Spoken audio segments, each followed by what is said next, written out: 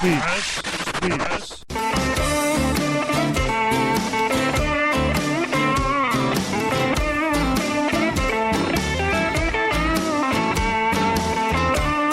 my name is Paul Presley, and I'm the host, Poe, and this is my co-host, Enid Cohen. And we're here to talk about what? We're here to talk about the controversy over McDonald's, especially Ronald McDonald. Okay, and we're also here to talk about cell phone use, which we don't like that at all. We're about the same way with that as we are with smoking. That's right. Because both of them suck.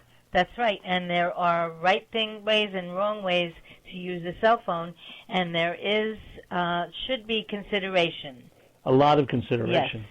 Because we don't want to see you walking around screaming and hollering at everybody while you're trying to suck on a lollipop or something. You know what I mean? No, or to infringe upon everybody else's rights by screaming loud in a restaurant on a cell phone. Okay, so first, let's talk about who? Ronald McDonald. Now, what are they trying to do now? They're trying to outlaw Ronald McDonald from being a mascot. That's right. This is the same organization, I understand, that got the Camel. Remember the Camel on Camel cigarettes? Right. Got him off of TV as a mascot. Okay, so they're trying to do something around McDonald's. So, want to read that little clip there? I will, yes.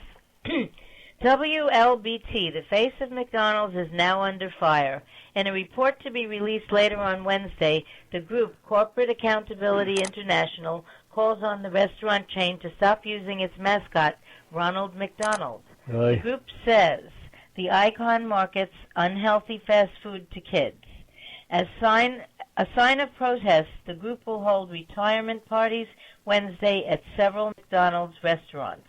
Meantime, the restaurant says Ronald does a lot of good by telling kids about healthy lifestyle choices. Yes. They do. Yeah. Recently, the same group that is targeting Ronald McDonald also targeted cigarette mascot Joe Camel. That did not stop people from smoking. Yeah, what did he do? We don't have Joe Camel on TV, and then they took cigarettes off of the ends. I haven't done any research lately on studies on how many people still smoke, but I know it's not like 4 or 5 guys on the block. No, it has decreased, definitely. It has decreased maybe by what, 10?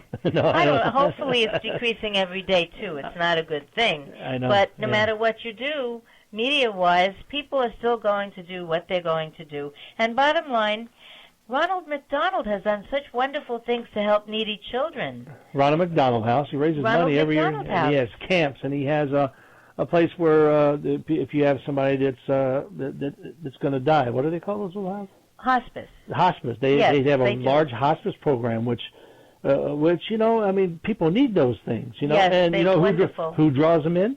Who's the mascot? Ronald McDonald. He draws them in. That's it. He represents a lot of good, and that is not going to stop the. Okay, wait a minute. Before you say that, what? Ronald, I mean, I'm like I said in one of my shows, I'm 104 right now. So way back when. When we were younger, Ronald McDonald's been selling burgers for years and years, tons of years. Ronald McDonald has always been on the street corner. He's been out front, waving in front of a McDonald's restaurant, bringing people in.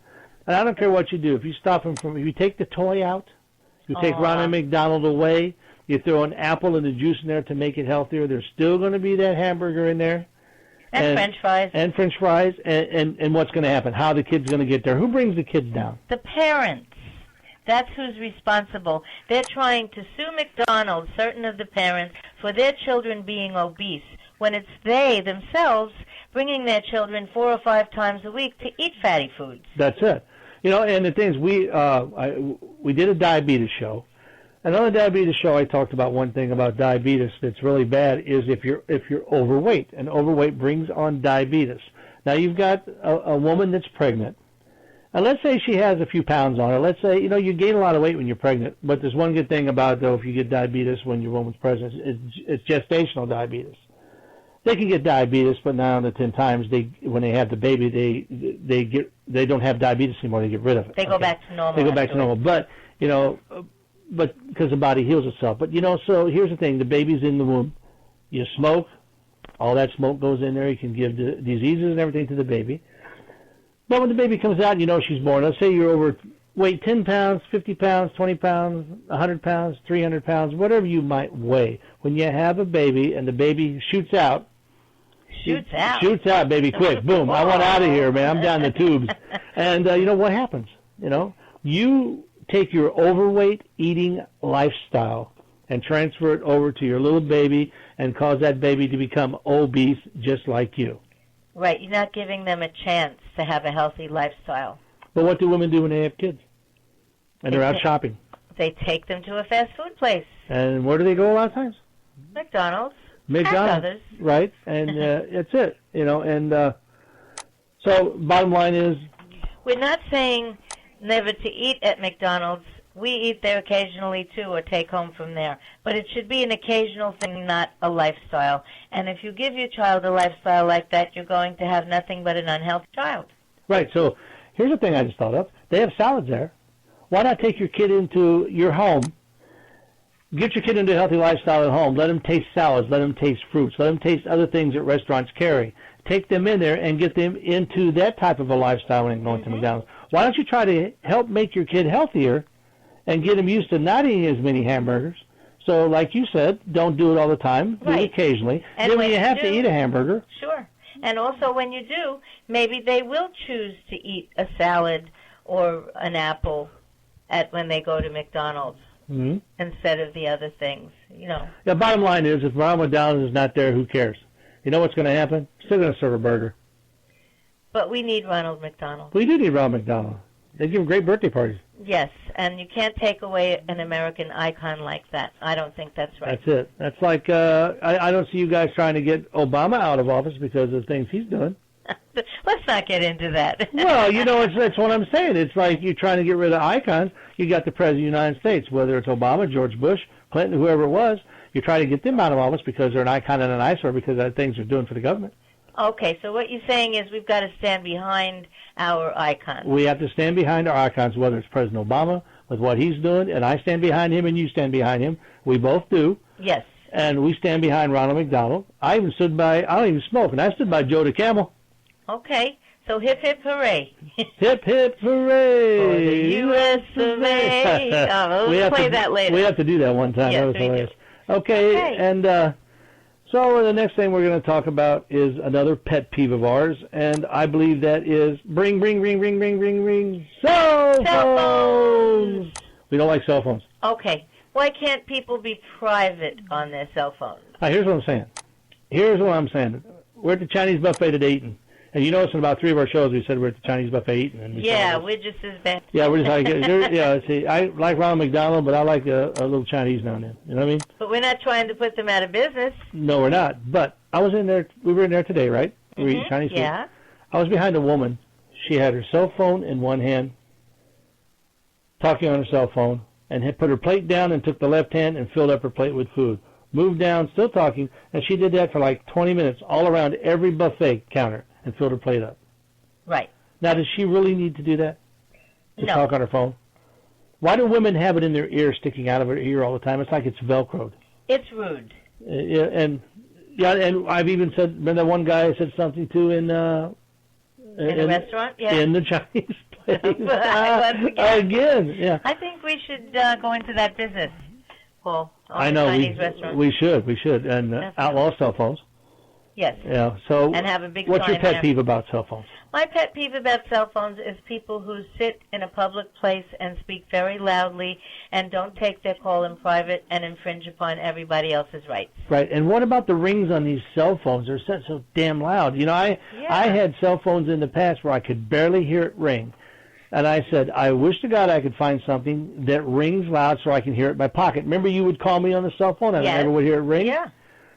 I can have that sucker in the trunk now, and if I've got it turned on, I can hear it ring. It is so loud, it's deafening. Well, it's got to be somewhere in between a ring that you can't hear and one that the whole world can hear. I know. And we were in the library the other day getting a movie. Mm-hmm. And the woman, was it Helen? Behind the woman behind the Ellen, she hollered, he's running out the door. And I had my cell phone up because somebody was calling me in the library. She thought you were leaving me. It's ridiculous, man. But you were just being polite. Yes, that's another pet peeve we got. I think it's probably the pet peeve show. Definitely. So anyway, that's definitely something that all people should listen to, and maybe it'll help you be a little more considerate to the next person. Yeah, at least be considerate. Don't walk Right. around in front of you if people are trying to eat. I'm sitting in a restaurant, Enid's sitting in a restaurant, we're trying to eat, and a guy behind me is talking on his cell phone, screaming and hollering. Got somebody across from me screaming and hollering. And then Doing business. they actually hollered at us one time. Remember, the guy goes, "You're an asshole, man. What are you telling me to get off my cell phone for? I'm a businessman." I said, Then act like one. We almost went blow to blows in the restaurant. Then act like one. Speak in an appropriate place. Yeah. That's all. All right, so we're talking our pet peeves, I guess, right now. So we got another one of our pet peeves coming up, so don't go away. Okay.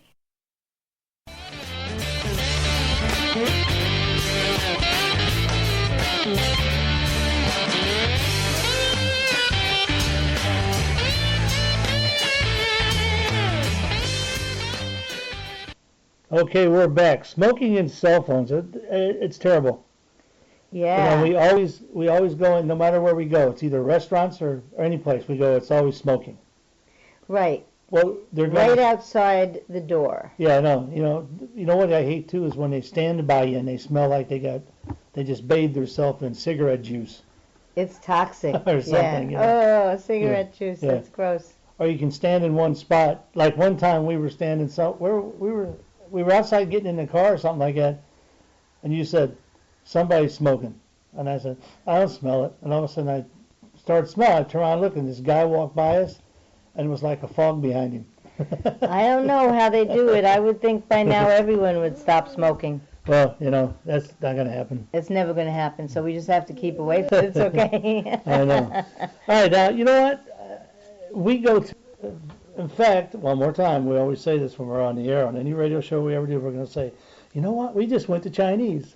We're always in this Chinese restaurant. We don't live in one, but we could probably do that. We love being there. But we went Christmas. We went with your brother and me and you. We went out for Christmas because we believe in not cooking and letting the Chinese people do what for us. Cook for us. Do it. And what do we do?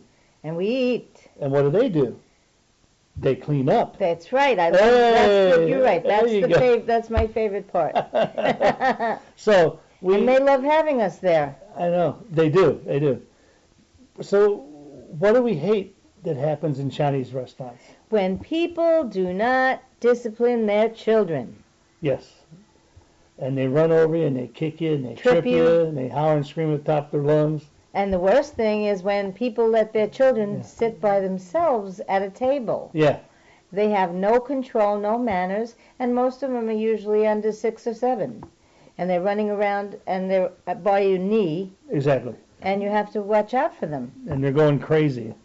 I don't know what the hell to do. Because I had one kid who was so small, he looked like shorter than, he was like 2 foot tall, and he just like ran right through my legs, and I had a plate of food.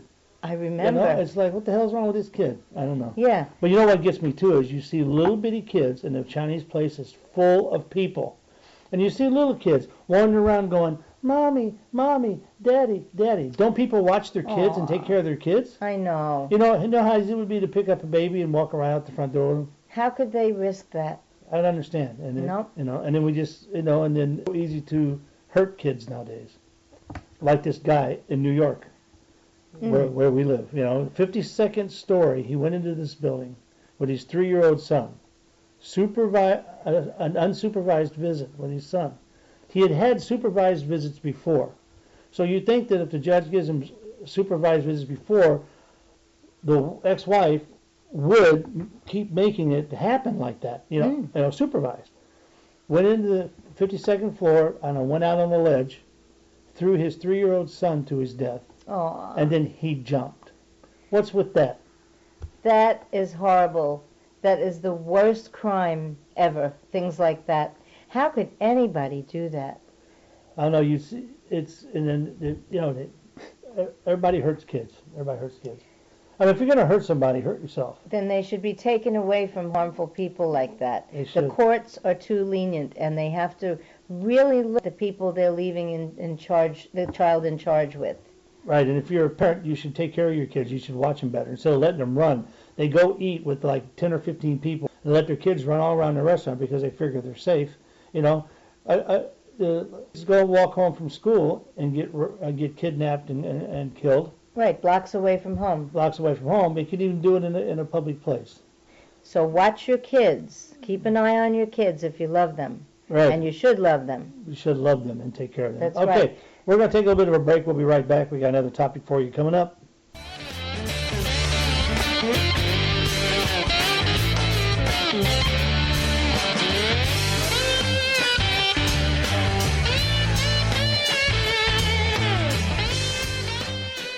Shake the table too much. I don't know if it's going to hear if it's squeaking or not. Be my luck. It'll go.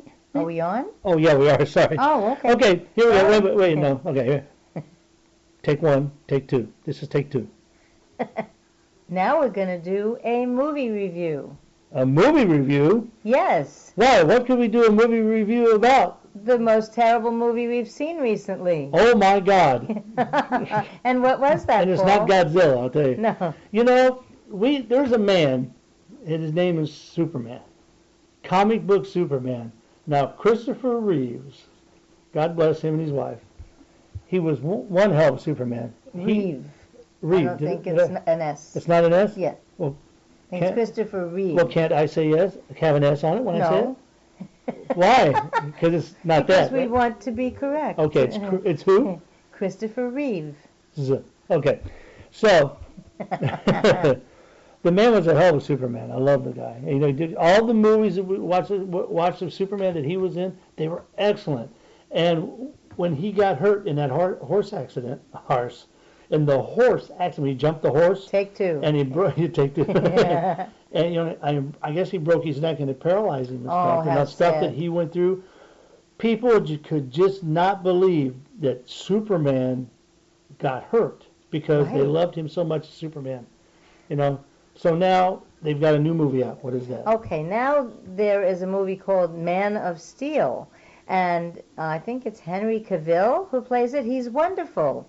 He's an incredible actor, an incredible Superman look-alike from the comics, and the only two good parts in the movie are the beginning and the end. But you're right though. He does have that squared-off chin like the comic book guy. Yes, Yeah, the yes, comic books, he was the perfect person to play the part.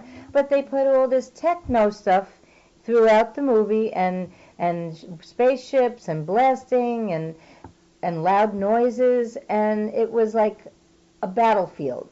It's like special effects are good, but for God's sake, if you want to make a movie with special effects that make sense and don't overdo it. I mean, I would give this movie from 1 to a 10, like maybe a 2, 3. Yeah. For you said a good ending. How yeah. did it end? A If you good didn't see it, we're going to tell you how it Okay, ended. you fell asleep. I fell asleep. See, there you go. Yeah. It really sucked. Okay, I a fell good asleep. ending. It was a wonderful ending. He had get a job. He became Clark Kent and went to the Daily Planet. And he had already developed a relationship with Lois Lane.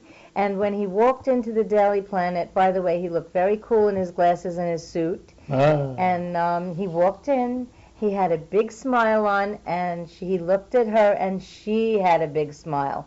Like they remembered they were in love, which is not the normal story. And it was a great storyline. But it was the end of the movie. And you know what's not the same storyline is what's the villain's name? Oh, I can't remember now. I don't remember either. From That's how Krypton. From Krypton, the one That went in the black zone. He was they put him in the black zone. And the original ones was Superman with Christopher Reeves. They went to Earth and they got out of their cell from an explosion that when they went up to another planet, I think the moon or something, and the glass dome or whatever that was they were in shattered, and then they found out they had powers and they had Superman powers. Right. Then they went down to Earth and started raising havoc. I almost didn't say that because that almost came out really weird. Zod. I had to say it. Zod. Okay. Well, I knew it. There you go. So Zod, he got killed in this one, right? Didn't they kill him, or they just... At the end, yes. Yeah, at the end. But they didn't do that with them in the original. No, and there was too much of a story based around Zod and all the spaceships flying around and getting exploded and so snakes. Basically, we give it let's give it just a flat 2. Yeah. Because 1, that'd be good for a perfect ending. But I give the end a 9. You give the ending a 9. The ending a 9. And the movie sucked at a 2, and the ending's a 9. It left me liking it at the end and being mad that it was terrible all the way through. So why don't they just say, "Hi, I'm Superman. Hi, I'm Lois Lane," and then cut it right there, and then have like a 10-minute movie, makes sense. Boom, yes. And I didn't like the part where they were making out while the world was coming to an end, but it never did. Oh, we're telling you, and you didn't see this movie. Sorry. Who cares? Who cares? Sorry, you might. Don't see this movie. All right. Don't, yeah, you're right. You don't have to now. If you want to get some good sleep in a movie theater, this is the one to go see. Yeah. And then you can give it a 10 because you had a hell of a sleep. Yeah, it's a good movie to sleep to and wake up at the end. Okay, we got some more fun stuff. Enid, we're doing good so far, right? Yes, we are. Okay, so I'm gonna end the show, and you're gonna go do something that you normally do, like look at the mail or do your coupons and save us a lot of money for groceries, right?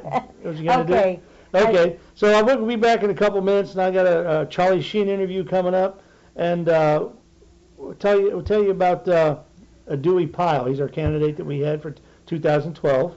Oh, and yes. You got Obama's birth certificate coming up. We finally found that a couple years ago. I played that, so if you don't remember. I'll give you a little taste of the funny. Check out Dewey Pyle. Don't step in one. Okay, we'll be right back.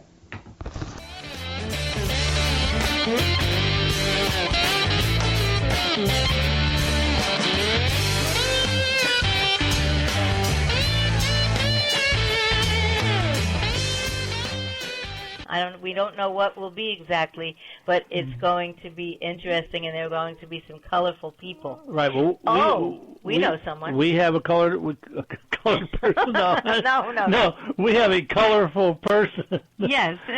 In politics. Who may run. Don't forget, I'm not prejudiced. I just didn't mean to say I was talking about a colored person. We all know that. But we know a guy that he's not either a left wing or a white wing. There you go again. I'm talking Elmer Fudd. You got me going from that. Right wing. Left or right wing, Democrat or Republican. He's just like an independent. An independent. He has no wings. Well, he's not a chicken either. He can't fly. He's not. He has no wings.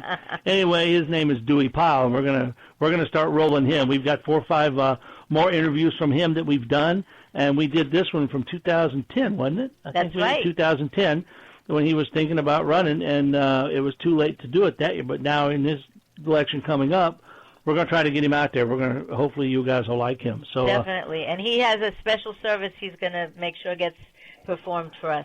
Exactly. Hi, I'm Kitty LaRue reporting to you from OU812.TV. In light of all the new independent parties, I am interviewing a gentleman today who will be running in 2012 on a most extraordinary ticket. This man has never held an office. He's going right for the Senate. He feels he's the man for the job, and his name is Dewey Pyle. Mr. Pyle, what have you got to say for yourself? Hello, ladies and gentlemen. My name is Dewey Pyle, and I'm running for Senate in 2012 under the platform Everybody's Dog Poos in My Yard and Doesn't Pick It Up Party. I'm tired of it. I'm fed up with it. Fed up with it up to here, going out in my front yard with my coffee cup, my robe on, and my little slippies, and I step right in a pile of poo. I'm going to solve all those problems. Here's my song download. When the dogs walk by, their tails are going to wag. So just make sure you put the poo in the bag. Pick it up. So vote for me. Well, what party is he running on? It's one of the independents. He just an independent. The Everybody's Dog Poos in Our Yard and Doesn't Pick It Up party. That's it. So I like him already. Okay, that was Dewey Pyle. You know, when Obama was running for president in 2012, Ina and I created this character over, once again, a Chinese meal. We were at the buffet. We go to a lot of buffets, as you well know. So anyway, that was Dewey Pyle. He was our inspiration for Dewey Pyle was the fact that we don't like it when people don't pick up the poo from their dogs, because we had a period of our time with our Schnauzer Betty where we didn't pick up her poo, and then we realized that it was a wrong thing, only because everybody kept hollering at us. Then we realized that it is the right thing to do, because we've stepped in plenty piles of poo from other people not picking up the dog's poo. So that was our inspiration. So remember, if you're out there walking your dog tonight after you hear this, and you're not carrying a bag with you, and you're not ready to pick up your dog's poo, you're a bad person. Okay, so pick up that poo. I'm just kidding you. I don't care what you do. It's very nice if you do that, though. Anyway, next, I kind of fooled around with that Obama thing, where when in 2012, when Obama was running, Donald Trump had said that I'm going to find out who Obama is. I'm going to find out when he was born. I'm going to find out his birth certificate. I'm going to find out everything about Obama. So I was watching TV one night, Last Comic Standing, and I heard this comedian doing Obama. And it was so funny. I laughed my butt off. So I thought, let me take that. I'll download some, effects and different things, and I'll create some voices and put it all together. And I'll create this little thing. And we ran that during the election on one of the shows I was doing. I believe it was on Blog Talk Radio then. And we ran it, and we got a lot of funny comments about this and about Dewey Pyle. So I'm going to play this for you, and here we go. Here is Wally Wilcox. Take it, Wally. Hello, ladies and gentlemen. My name is Wally Wilcox. I am an announcer and a newsman.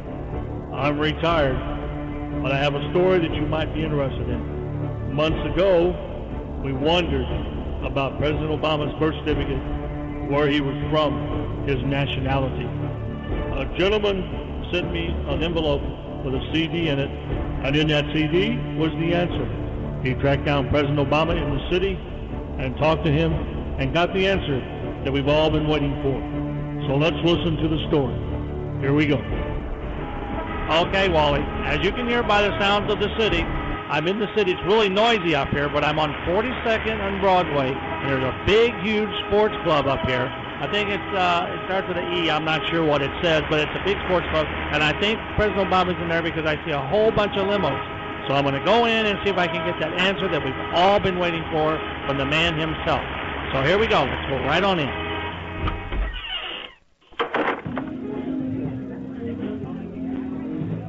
Okay, I'm in the bar. I'm looking around now, and I spot black suits, glasses, and all that weird stuff. I believe it's the bodyguards for President Obama. I'm going to make my way down through the crowd, and I'm going to ask him that question. Mr. Obama, I'd like to ask you a question. Remember when we were talking about your birth certificate and your nationality? Could you please let everybody know what your nationality is, please? And the country will not bother you again. Mr. Obama, President Obama, thank you very much. Well, my father is from Kenya, and my mother's from Kansas.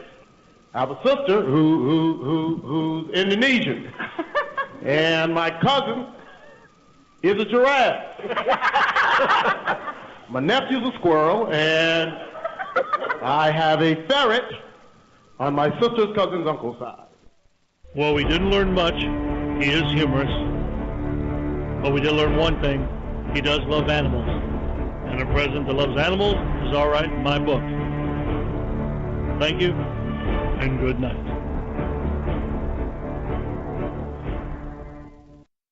Okay, that's it. This is the end of the show. Another one flew by. We'll see you next week. Tune in again. On Press Speaks. Bye. Bye now.